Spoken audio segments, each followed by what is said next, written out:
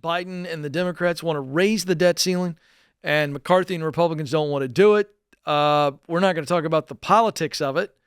We're going to talk about how you could be affected. If that happens, is that something that we just kind of don't feel, George? How will raising the debt limit, which is at all-time highs, how will that affect those that are listening and watching? Well, this is the idea. If the U.S. defaulted on its debts, meaning it can't pay the carried interest, that could cause chaos. Now, it's never happened, and so the idea here... Doesn't mean it won't. It doesn't mean it won't.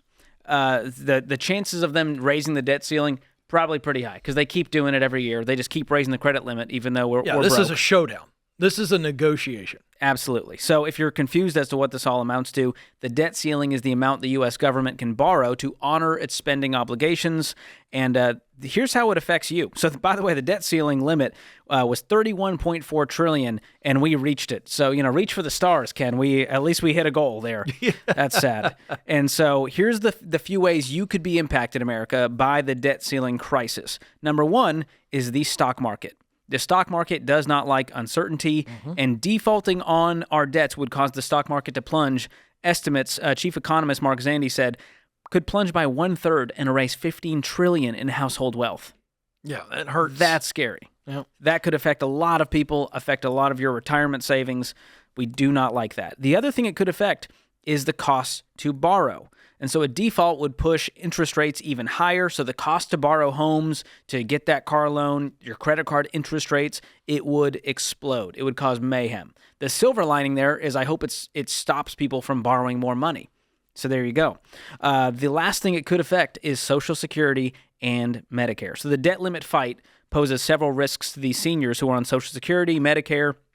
And so without a breakthrough in Congress, the government might not be able to send out those monthly benefit checks or pay for Medicare. And let's not forget the overall value of the dollar.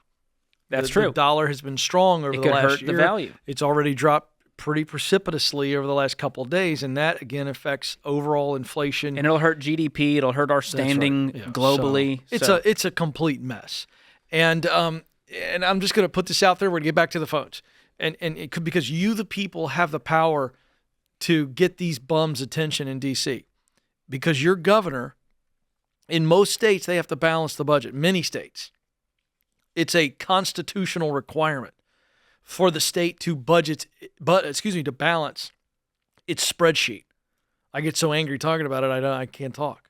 Well, we don't have a balanced budget amendment to the U.S. Constitution. And Ken, we're very fiscally conservative, and Congress historically... Wouldn't you love to see Dave Ramsey go to Washington for about 30 days, lock all of them in a room? They only get bathroom breaks and food breaks. I would pay to watch that on C-SPAN. And Dave takes his good old-fashioned budget, the old kitchen table, sits in the middle of the room. Yellow pad. And he just starts going through it, and he would absolutely balance the budget.